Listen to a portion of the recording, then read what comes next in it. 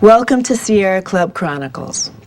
In the tradition of Silkwood and Norma Rae, this episode celebrates Americans who have the courage to take on DuPont, and through the courts hold this chemical giant accountable for the illnesses that are crippling their community.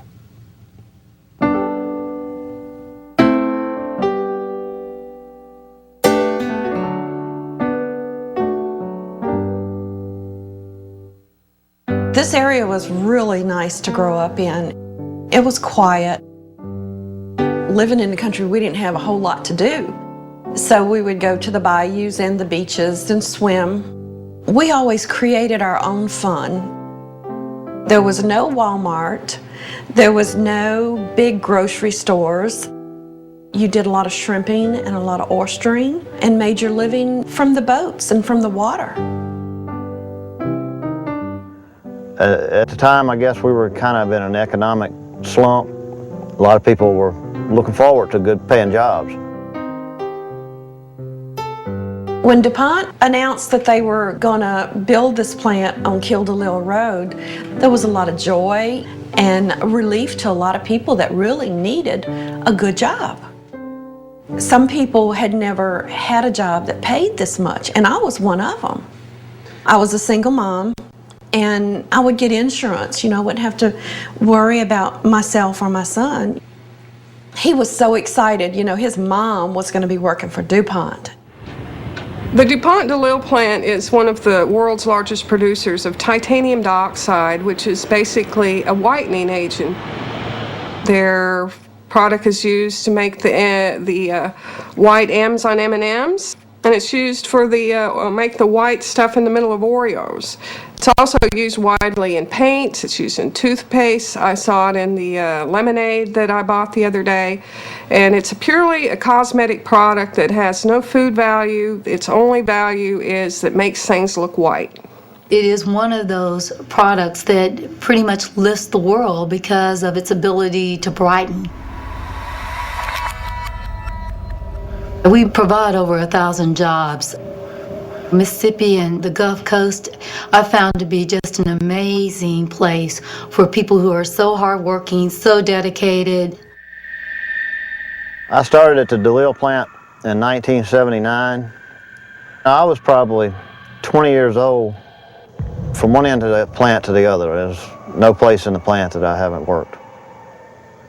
It wasn't very long after startup that, people were coming down with these off-the-wall, unheard-of cancers and dying, I saw healthy men out there, big, healthy men, that all of a sudden they've got this rare form of cancer of the brain or a rare form of cancer of the blood, and the next thing you know, they're dead.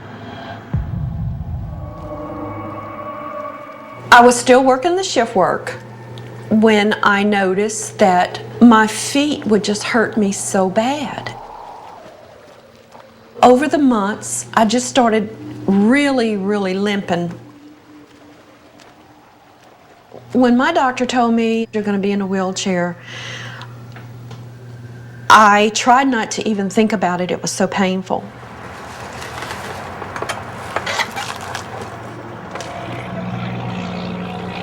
I just kept struggling and trying to do my job. I tried to be the best employee I could. I knew my job. I never got a negative, the whole time I was out there, I never got a bad performance review. Over the years, my muscles have gotten gradually weaker. I've just learned to readjust and readapt. Other people from the plant started having a lot of health problems, and we started comparing our stories. My family lives 4 miles from the plant. My father's had breast cancer. My mother had McArdle's syndrome. She's passed away. My closest younger sister died of cancer. Myself, I've suffered through kidney failure and dialysis and a transplant. So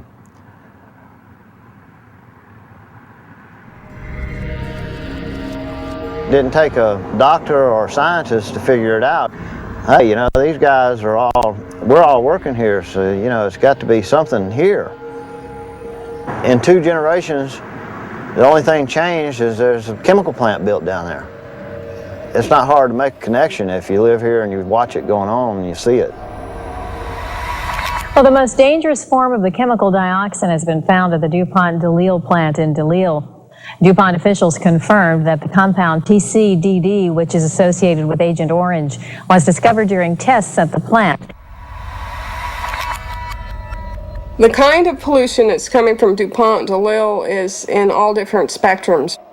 Dioxin is one of the biggest byproducts of producing titanium dioxide at DuPont DeLisle plant.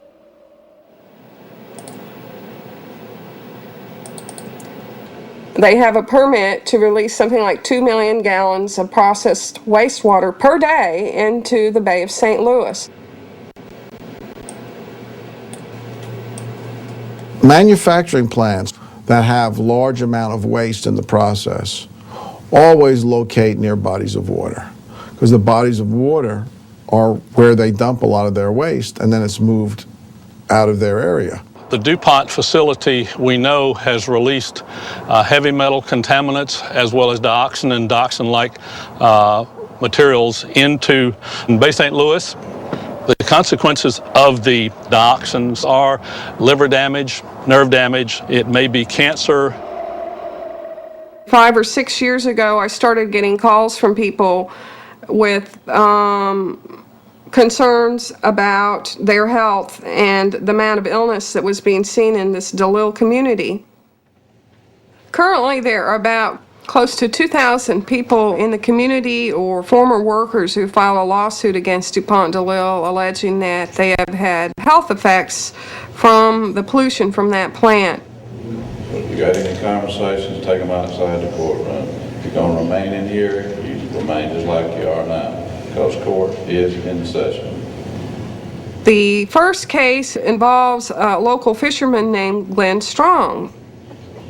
He ate very large quantities of oysters and other seafood from the Bay of St. Louis that was tainted with the dioxin and other poisons from the DuPont chemical plant. This further testimony you're about to give will be the truth, the whole truth, and nothing but the truth, so help you God.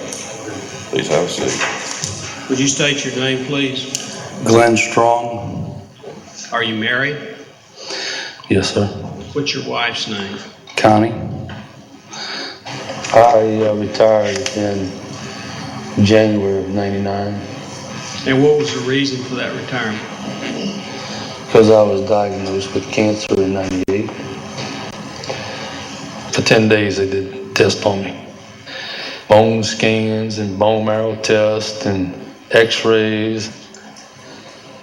They told me that I had tumors all up and down my vertebrae, my back. If I wanted to live any length of time, I'd have to go through a bone marrow transplant. I had no other choice. So he did it. Who did you find to be the donor? My brother. What's your brother's name? Harold. Now, could we take a break for a moment? Yes. The trial has begun with DuPont, some 2,000 lawsuits filed. And I'm going to tell you, folks, the entire nation's watching this. We were contacted by Terry Gooding during yesterday's show, toward the end of the show, and he indicated that he was the Chief Public Affairs Officer at DuPont DeLisle chemical plant. And you wanted to chat, and you suggested that there was another side to this whole situation. There has been no evidence that has proven that the DuPont DeLisle operations have caused any health effect on anyone. Well, Terry, but still, with all that said, did you know, or had you feel that there were traces of dioxin there at DuPont before you came to work there? Yes, I did. In fact, I'm well aware that there is dioxin that's generated at the plant. But let me ask you a question. Did you know if you drive a vehicle that you generate dioxins whenever you get in your vehicle and drive your car down the street? Dioxin is generated when we go out and barbecue in our backyards, when we get in our vehicles, when we get in our boats. Recently, with the litigation starting and such, they're running their public relations thing, and they have some guy from out there on the plant on the local news discussing the dioxins, and he tries to make them seem insignificant, but it's not insignificant if it affects you personally. Dr. Platt, I would like to have you answer this question. Are you aware of anything more carcinogenic than dioxins? No. The dioxin is the Darth Vader of toxic chemicals, and these other ones are more like the stormtroopers. They may not be as nasty as Darth Vader, but they still can kill you.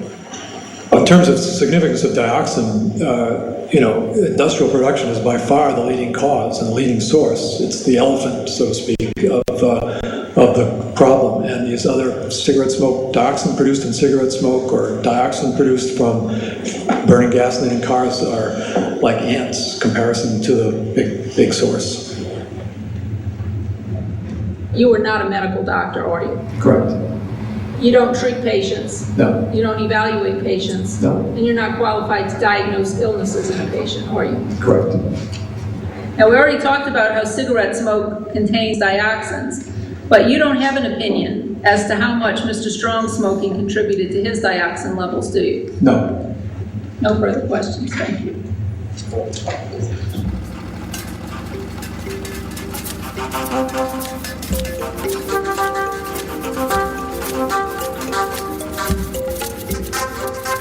At first, I trusted them. They seemed like a giant family business, and they were easy to trust. DuPont says that they're one of the safest companies in the world to work for. And I worked there almost 13 years, and there's no doubt they are a safe company to work for when you know what you're dealing with. Unfortunately, they didn't tell us everything. They're a chemical company. They know what happens when there's a chemical reaction goes on. They know all the little intricate details about it.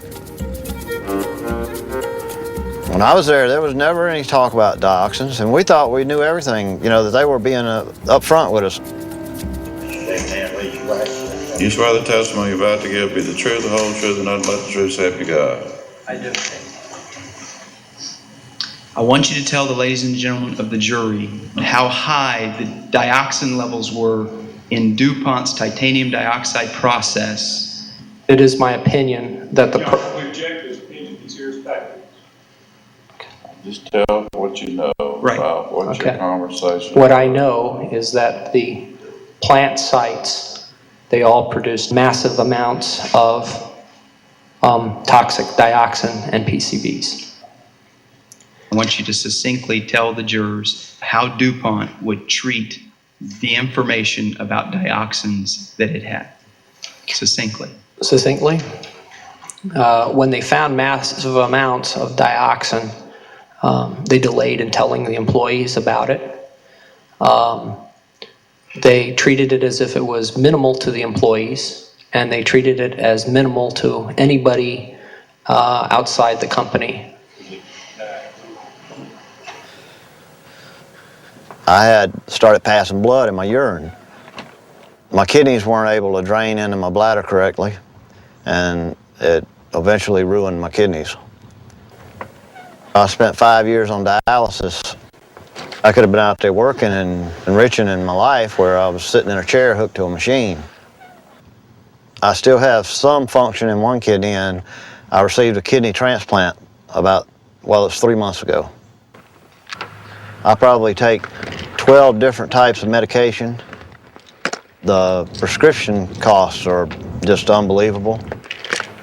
This jewel and this jewel, that's about $1,000 a piece each month. That's one of the main struggles right now, paying off the medicines, and a lot of the medicines I have to live.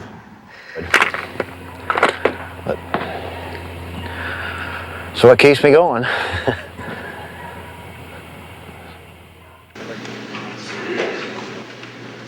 All right, Ms. Nichols, could you tell the jury how you're currently employed? Yes, I'm the DuPont plant manager for DuPont DeLisle.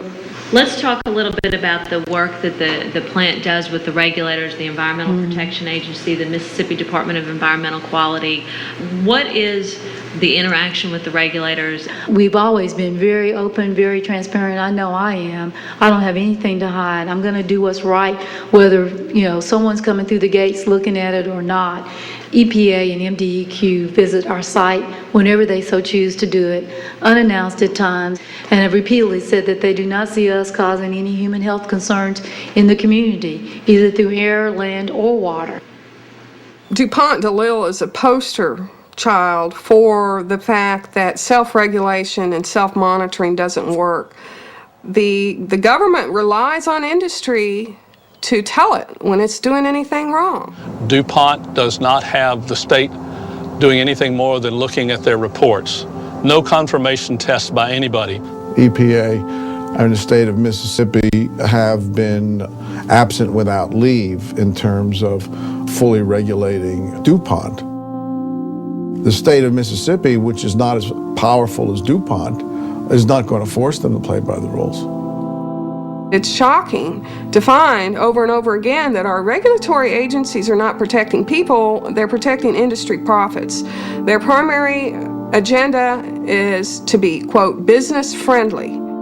Their agenda is to give permits to pollute so people like DuPont DeLisle can stand up there and say, we're meeting all our state and federal environmental laws. The people who live near these plants that are being deregulated are paying the price for deregulation because they have a higher risk of air contamination, water contamination, dust contamination in their homes and where they work.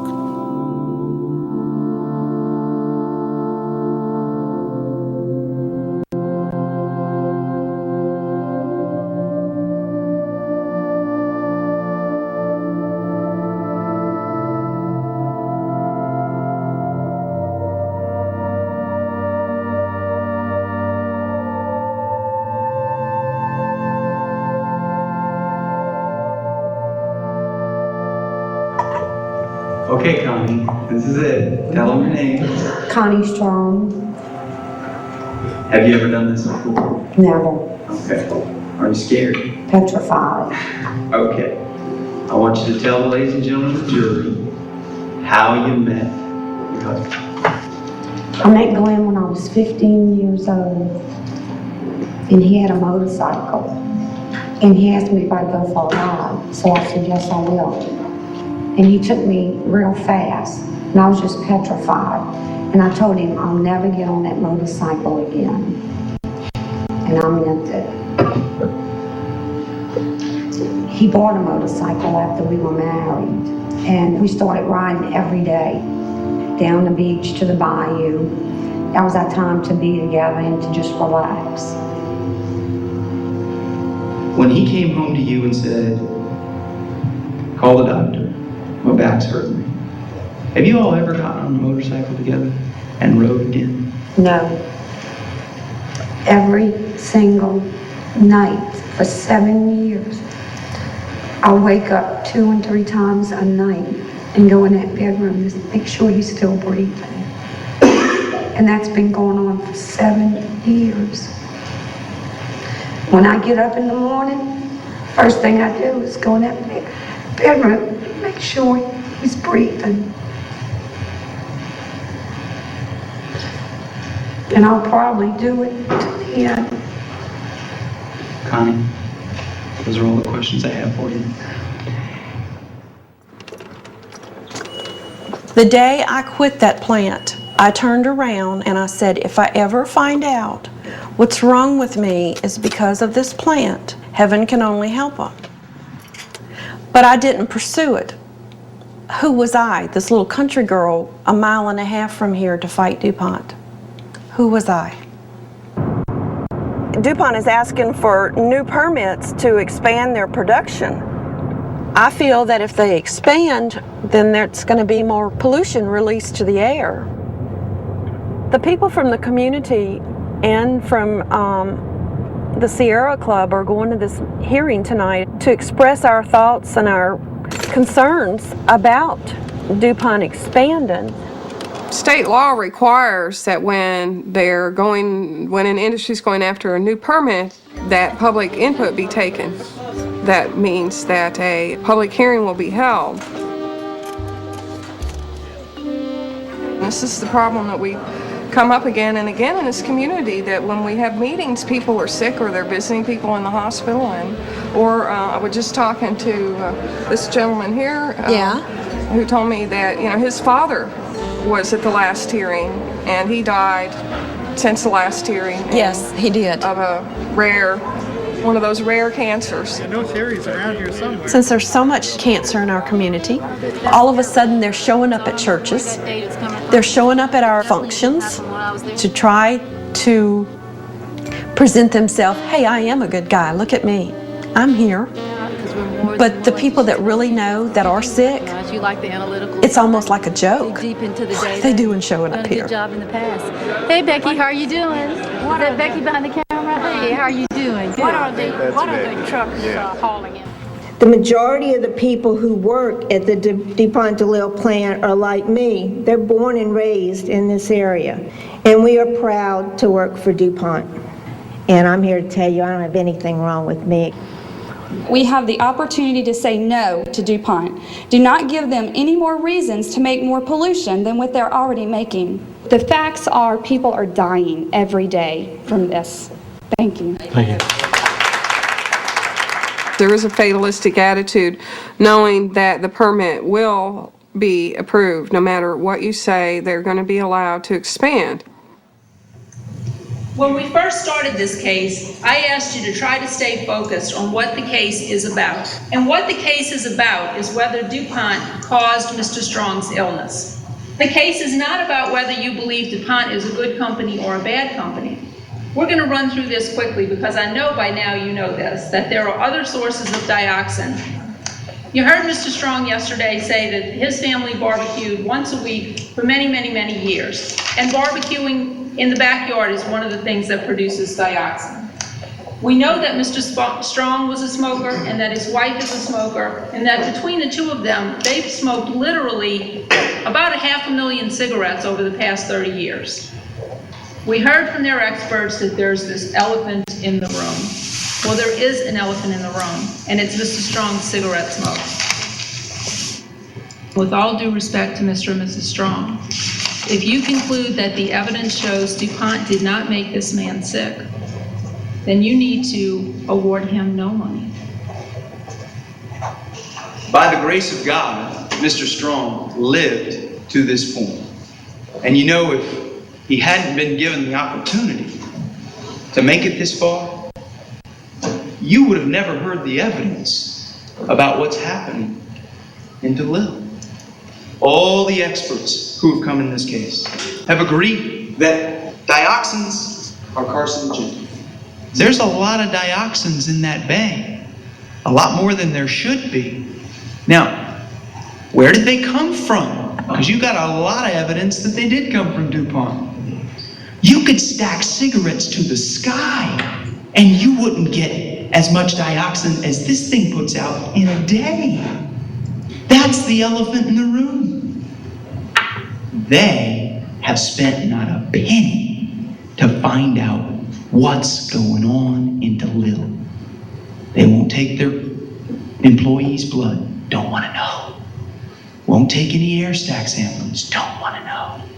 Won't test oysters, don't want to know. Won't test house dust, don't want to know. This is the second largest chemical company in the world. We look forward to your verdict.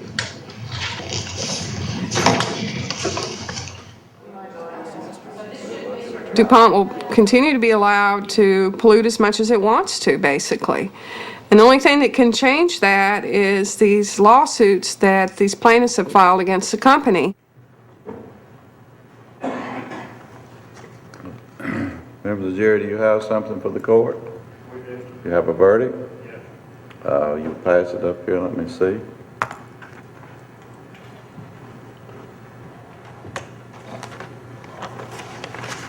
All right. You want to stand and read it for the court, please? We, the jury, Fine for the plaintiff, Glen Strong, in excess of damages, $14 million.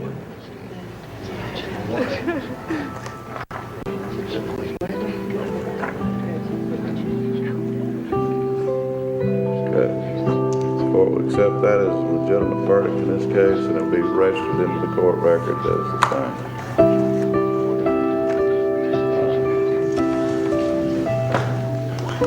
If enough of these plaintiffs win their cases, it's just not going to be economical for DuPont to continue polluting this community. And it's unfortunate that you have to rest all your hope on a plaintiff lawyer when actually the government should be doing its job. DuPont is a multinational corporation, and they will survive this. Money will not replace lives lost due to pollutants in this community. The health problems that I personally have had, I definitely hold DuPont responsible. My family's health problems, I definitely think that DuPont is responsible. Makes me very mad. Yes. Before this, we had no voice. Who were we? These dumb Southerners. I've learned over the years to speak up. DuPont will know where we stand. DuPont will know that we have a voice.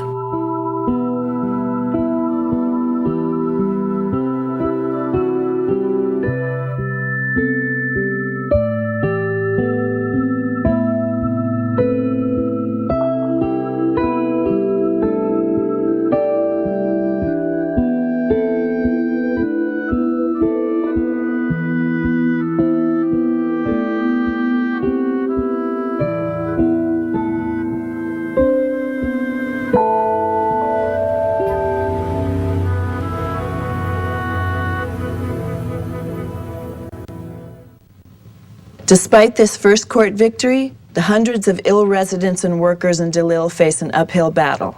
For updates on this story and information about what you can do to protect your community from toxic pollution, please visit us at sierraclubtv.org.